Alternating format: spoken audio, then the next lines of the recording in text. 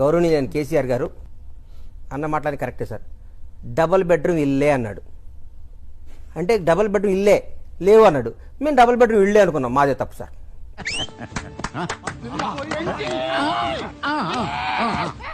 అట్లాగే నల్లా తిప్పితే నీళ్ళే అన్నాడు. నిల్లే నల్లా తిప్పితే నిల్లే అన్నాడు. అంటే నీళ్లు ఉండవని మేము అనుకున్నాం. నల్లా తిప్పితే నీళ్ళు వస్తాయి కావాలనుకున్నాం. అది కూడా మా తప్పే సార్. నిల్లే అని ఆయన సార్ తప్పే లేదు. దళితులకు 3 ఎకరాల భూమి అన్నాడు. మేమేమనుకున్నాం సార్, తెలంగాణలో ఉన్న దళితులందరికీ ప్రతి మనిషికి 3 ఎకరాలు ఇస్తాడు అనుకున్నాం. కానీ తెలంగాణ రాష్ట్రంలో దళితులందరూ కలిపి 3 ఎకరాలు ఇస్తాడని నాకు ఇప్పుడు అర్థమైంది. అది కూడా మా తప్పే సార్. మేము తప్పే, మూర్తి గారు మాదే తప్పే సార్. ఇంటికో ఉద్యోగం అన్నారు.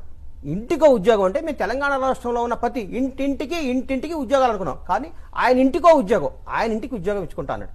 అది మా తప్పే సార్. ఏం చెప్పారు?